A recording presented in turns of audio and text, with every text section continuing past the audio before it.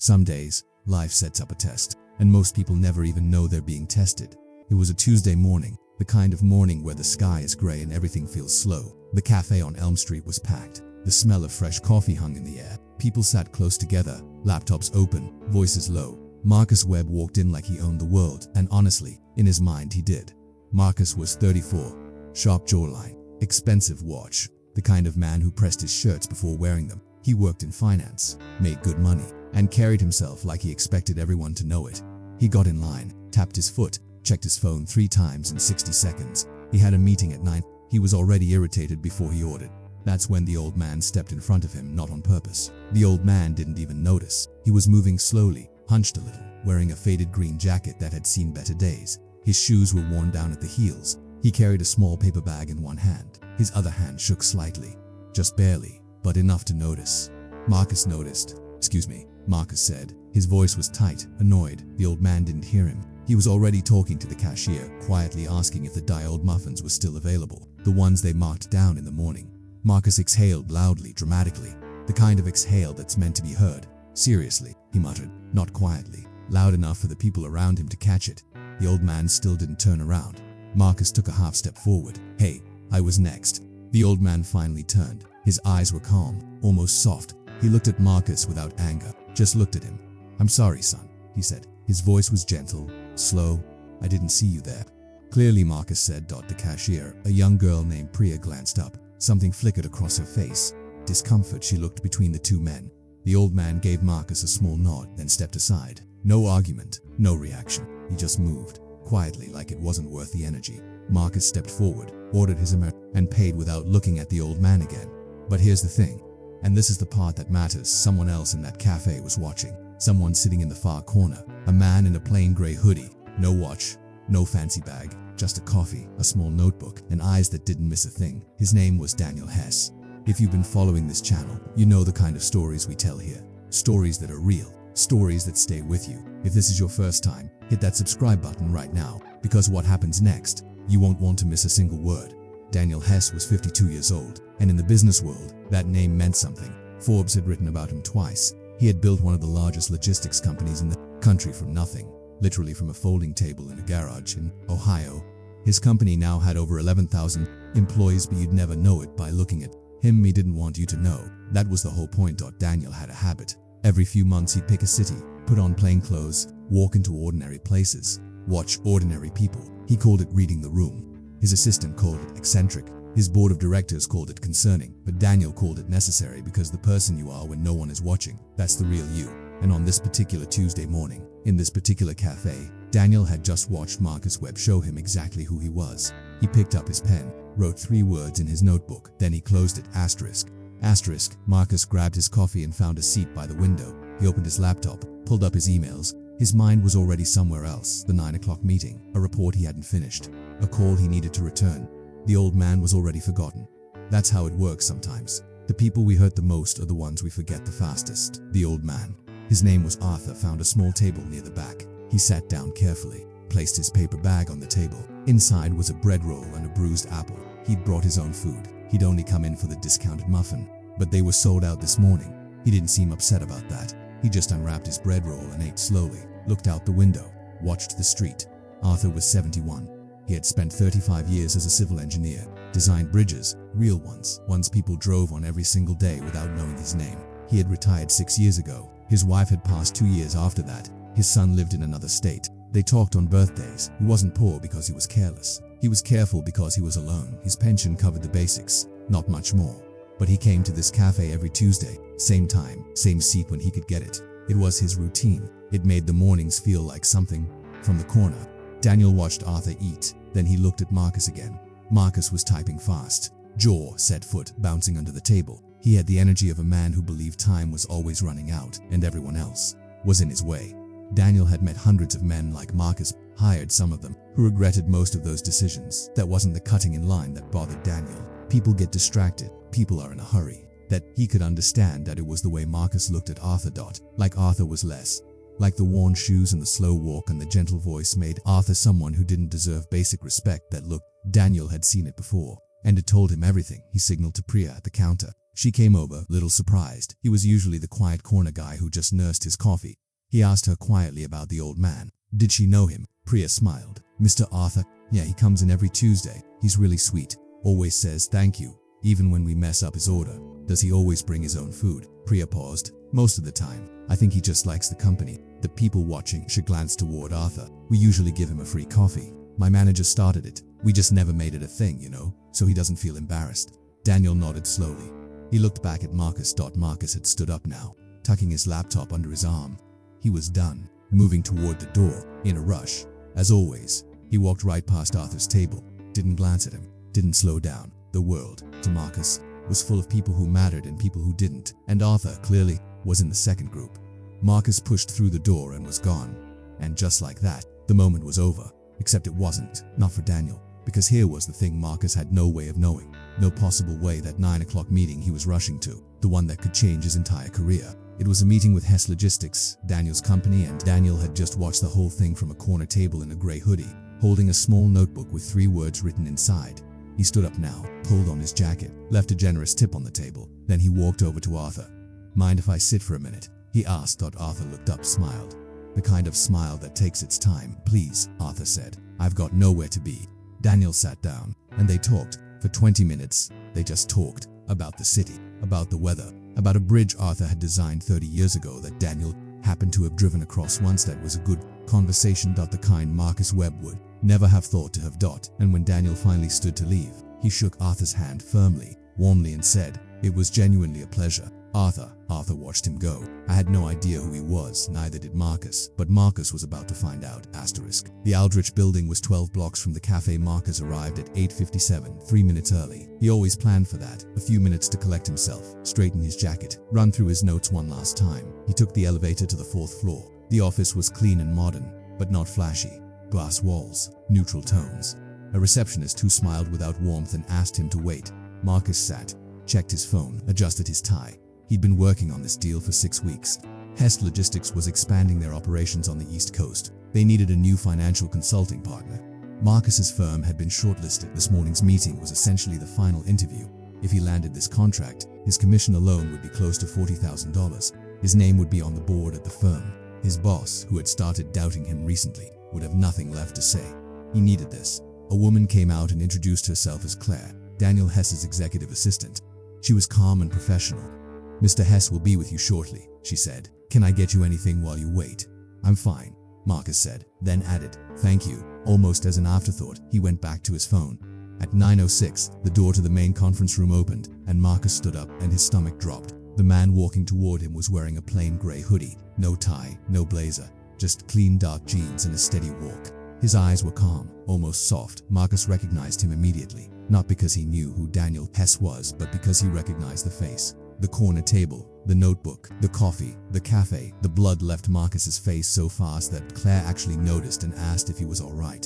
Daniel Hess crossed the room and extended his hand. "Marcus," he said, "good to meet you." His voice was even, no edge, no sign of anything. Marcus shook his hand. His grip was slightly off, too stiff. "Mr. Hess," he managed. "Good to meet you too." They went into the conference room, sat across from each other. Claire set folders on the table and closed the door behind her. For a moment, neither of them spoke. Then Daniel opened his folder, calm as ever. "So," he said, "tell me about yourself."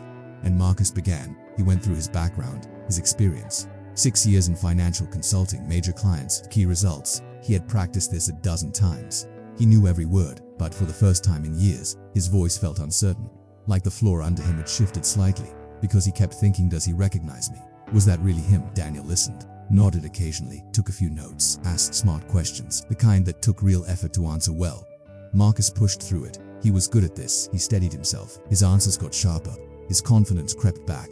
Maybe he was wrong. Maybe it wasn't the same man. The hoodie, sure. But lots of people wore hoodies and the cafe had been busy. And maybe you grew up in Hartford, you said. Daniel asked. Yes, Connecticut. Big family. Middle of 3 kids. Daniel nodded. Oldest, no. Middle. Interesting. Daniel paused, looked down at his notes, then back up. I actually had a nice conversation this morning with a retired civil engineer. He designed the Mercer Bridge in Hartford. Do you know it? The room was quiet. Marcus's jaw tightened. Just slightly. I think so, he said carefully. Remarkable man, Daniel said. His tone was still easy. Conversational. Spent 35 years building things that people use every day. Never once asked for credit. He looked at Marcus. "I respect that kind of person a great deal," he said. "Quiet dignity. You don't see it as often as you'd think." Another silence. This one lasted a second too long. Marcus cleared his throat. "Absolutely," he said. His voice was flat now. Daniel smiled, just slightly, and went back to the folder. "Let's talk about the East Coast expansion," he said, and just like that, he moved on. But Marcus understood with a certainty that sat in his chest like a stone, that this meeting had just changed, in a way that no amount of preparation could have saved him from. Whatever happened next, something had already been decided. He just didn't know what. Asterisk. The meeting ended at 10:45. Daniel stood, shook Marcus's hand again, told him Claire would be in touch by end of week. Standard language, the kind that gives nothing away. Marcus rode the elevator down alone. The lobby doors opened and the cold air hit him. He stood on the sidewalk for a moment. Cars passed. People moved around him. He felt sick. Not the dramatic kind, not a scene, just that quiet, slow-burning sick feeling that comes when you realize you've made a mistake you can't take back. He pulled out his phone, called his colleague Diane. "How'd it go?" she asked. "Fine," he said. I don't know." "You don't know, Marcus? You've been prepping for this for 6 weeks." "I know what happened." He didn't answer right away. He just walked a full block before he said anything. "I think I messed up," he said, "before the meeting." "Not during, before." Diane waited. "I'll explain later," he said, and hung up. He didn't explain later, not to her, not to anyone. He went back to the office, sat at his desk. Tried to work, couldn't focus, kept seeing it, the old man stepping aside, the worn heels of his shoes. That calm look he gave Marcus, no anger, just patience, like he'd seen that kind of thing before and it no longer surprised him. That was the part that got to Marcus more than anything. Arthur hadn't been hurt by it, or if he had, he hadn't shown it. He just moved, made space, got on with his morning dot, and Marcus had just kept moving like it was nothing, like Arthur was nothing. He sat with that for a long time. 3 days passed. On Thursday afternoon, an envelope arrived at the firm. Physical mail, which was unusual, addressed to Marcus specifically. The return address was Hess Logistics. His assistant brought it to his desk. He held it for almost a full minute before opening it. Inside was a single letter, 2 paragraphs, printed on plain paper. No elaborate header. The first paragraph thanked Marcus for his time and acknowledged that his professional qualifications were strong. It said the review process was competitive and the team was impressed with several aspects of his presentation. Marcus read fast, looking for the word. The second paragraph said Hess Logistics had decided to move forward with a different firm. That was it. No explanation, no feedback. Just a polite, clean cut of a door closing. Marcus set the letter on his desk. He stared at it. His phone buzzed. His boss, Raymond, was calling. Raymond had been waiting on this deal. He had already told 2 people upstairs that Marcus was close to landing it. Marcus let it go to voicemail. He read the letter again. Slower this time, and at the bottom, just above the printed signature line, there was something he'd missed the first time. A handwritten line. Just one, in clean, careful script. It read, "Character isn't what we show the world. It's what we show the people we think are watching." No name beneath it. Just the typed signature. Daniel Hess, CEO. Marcus put the letter down. He leaned back in his chair and looked at the ceiling. His assistant knocked on the glass door, saw his face and quietly walked away. The office around him kept moving. Phones ringing, keyboards clicking, the normal sounds of a Thursday afternoon. But for Marcus, something had stopped. Not just the deal. Something else. He thought about the coffee, about stepping forward, about the exhale he'd made, loud, theatrical, meant to signal that his time mattered more. He thought about how easy it had been and how much it had cost him. He thought about Arthur. He didn't know Arthur's last name, didn't know where he lived, but he knew he went to that cafe every Tuesday, same time, same table if he could get it. Marcus looked at the letter one more time. Then he folded it carefully, put it in the inside pocket of his jacket, close to his chest. He didn't know why. It just felt like something he should keep, something he deserved to carry for a while. The next Tuesday, Marcus woke up early. He didn't have a meeting. No calls until 11. He had no real reason to be up at 7. But he was. He showered, got dressed. Not the pressed shirt and the sharp jacket, just a plain sweater. Dark jeans, the kind of outfit where nobody looks at you twice. He drove to the cafe on Elm Street, got there at 8. The same gray sky, the same smell of coffee, different crowd, a few new faces, a few familiar ones. He got in line, ordered a coffee, then looked around. Arthur wasn't there yet. Marcus took a seat, not by the window this time, near the back where it was quieter. He sat and drank his coffee slowly, which was not something he was used to doing. He waited. 8:40. The door opened. The cold air rushed in and there was Arthur. Same green jacket, same slight hunch. He moved through the door carefully and looked around the cafe the way people do when they're deciding where the world will let them fit today. Marcus stood up, not dramatically, just stood. Arthur noticed. He blinked. "The seat next to me is open," Marcus said, "if you want it." Arthur looked at him for a moment, maybe trying to place him, maybe not. Then he smiled, that slow smile, That's kind of you, he said. He made his way over, set down his paper bag, settled into the chair with the careful movements of a man who had learned to be gentle with his own body. Priya came over and placed a coffee in front of Arthur without being asked. She caught Marcus's eye for just a second. He nodded. I'll cover whatever he'd like this morning. Priya smiled, wrote it down.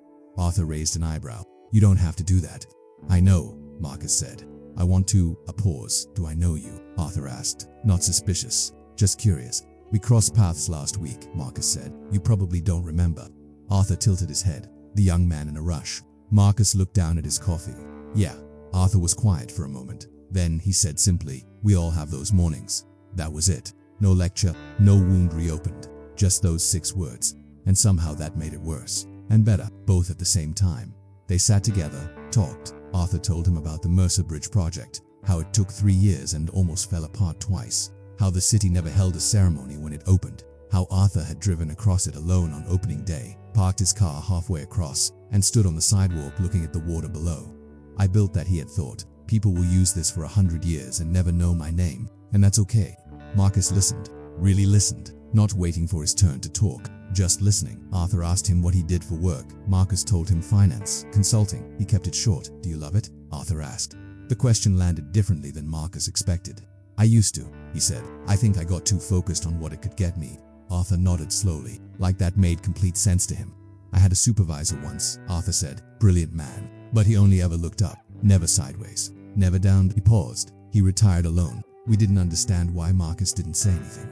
Looking up is fine, Arthur said. But it costs you something if that's all you do. They sat a while longer. The cafe filled and emptied around them. Time moved differently somehow.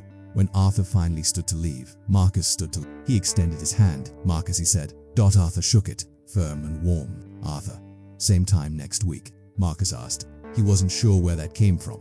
It just came. Arthur considered it. I'll be here, he said. I always am. He picked up his paper bag and moved toward the door, slow and steady, the way he did everything. Marcus watched him go. Then he sat back down, ordered a second coffee, and for the first time in a long time, he sat still. No laptop, no phone, just the sounds of the morning and his own thoughts. He thought about Daniel Hess, about the letter, about the handwritten line at the bottom. Character isn't what we show the world, it's what we show the people we think are watching. He hadn't told anyone about that line, not Diane, not his boss, nobody. He kept turning it over, kept finding new angles to it, and somewhere between the first coffee and the second, something shifted inside him. Not a dramatic shift, not a lightning bolt, just a small, quiet change. The kind that doesn't announce itself, the kind that lasts. He left a good tip, said thank you to Priya by name, walked out into the cold air. And for the first time in weeks, he didn't check his phone, he just walked. But the story wasn't finished yet. Not quite, because 3 weeks later something happened that Marcus did not see coming. Something that would turn the whole thing around in a way he never could have predicted. And it started with a phone call from a number he didn't recognize. Asterisk. It was a Wednesday, early afternoon. Marcus was at his desk when his cell rang. No name, just a number he'd never seen. He almost let it go. He answered. Marcus Webb, a woman's voice.com. Professional speaking. This is Claire. I'm calling on behalf of Daniel Hess. The pen in Marcus's hand stopped moving. He sat up slowly. Okay, he said. Mr. Hess would like to meet with you again, at your convenience. He said there's no agenda, just a conversation. Marcus was quiet. Did I catch you at a bad time? Claire asked. No, he said. No, I'm here. When is he thinking? They settled on Friday morning. Same building, same floor. Marcus spent 2 days not knowing what to think. He didn't tell anyone, not this time. No prep, no practice run in the mirror. He just showed up. Daniel was already in the conference room when Marcus arrived. Coffee on the table, 2 cups, the hoodie again. Different color this time, navy blue. The same energy. He stood when Marcus came in, shook his hand. Thanks for coming, Daniel said. Of course, Marcus said. They sat. A moment passed. No folders this time. No paperwork. Daniel leaned back, easy and relaxed. I'll be direct, he said. I like being direct, please, Marcus said. I didn't give you the contract. You know that, yes, but I've been thinking about you, Daniel said. And about what I saw that morning. Marcus held still. His hands were flat on the table. I've been watching people for a long time, Daniel said. It's something I do. How they treat servers, how they treat strangers. The small moments nobody thinks count. He paused, picked up his coffee. But I also watch what people do after, when something wakes them up. That's the more interesting part.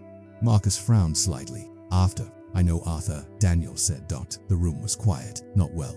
But I went back that next Tuesday, sat in the same spot, and I saw you there with him. Listened for a few minutes before you noticed me. A pause. You didn't notice me. Marcus blinked. You were too focused on him, Daniel said simply like a fact. The silence that followed felt different from the last meeting. Less heavy, something else. I've built a company on one principle, Daniel said. More than strategy, more than timing or capital or any of that. He set his cup down. The people you put in rooms matter, not just their skills, who they are, because everything eventually shows. He looked at Marcus steadily. You made a mistake. That happens to everyone. But then you went back. You sat with an old man and listened to him talk about a bridge. He paused. That's not small. Marcus felt something tighten in his throat. He swallowed. The firm we chose, Daniel said. We're 3 months in. It's not working. Their numbers are fine, but the relationship is off. Communication is slow. I don't trust the lead. He folded his hands on the table. I'd like to revisit the conversation, properly if you're interested. Marcus sat there for a moment, just a moment.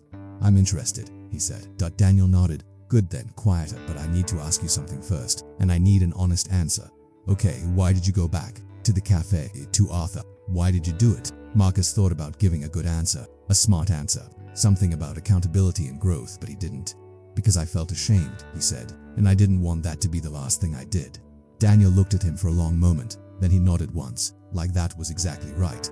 They talked for over an hour, not about contracts or figures or East Coast logistics, just about work, about building things, about the kind of culture Daniel was trying to protect inside his company. When Marcus left that afternoon, he stood on the sidewalk. The sky was clearing, pale blue pushing through the gray. He called Diane. You're not going to believe this, he said. She laughed. Try me. He told her everything. The cafe, Arthur, the letter, the handwritten line, the second meeting, all of it. She was quiet for a while when he finished. Marcus, she finally said, that might be the most important morning of your life, and it had nothing to do with the meeting. He stood there, letting that land out. She was right. He knew she was right. The contract came through 6 weeks later, signed real, his name on the paperwork, but by then, that wasn't the part he thought about most. He still went to the cafe on Tuesdays. He and Arthur had a standing thing now, nothing official, just an understanding. 2 cups of coffee, an hour of conversation. Sometimes they talked about engineering, sometimes about markets, sometimes about nothing important at all. One morning, about 2 months in, Arthur looked at him over his cup and said, You know, I had you wrong at first. Marcus smiled. Yeah, I thought you were the kind of man who stays the same, Arthur said. Glad I was wrong. Marcus thought about that for days after. The kind of man who stays the same. He put it next to the handwritten line in his head. Di filed them both away. The 2 truths that week in a cafe had taught him: character isn't what we show the world, and the people we think don't matter, they're usually the ones who matter most. Some days, life sets up a test. Most people never know they're being tested. Marcus Webb was one of the lucky ones. He failed the test, and then he went back, and that made all the difference. If this story moved you even a little, share it with someone who needs to hear it. And if you haven't subscribed yet, do it now, because the next story, it's even more powerful than this one.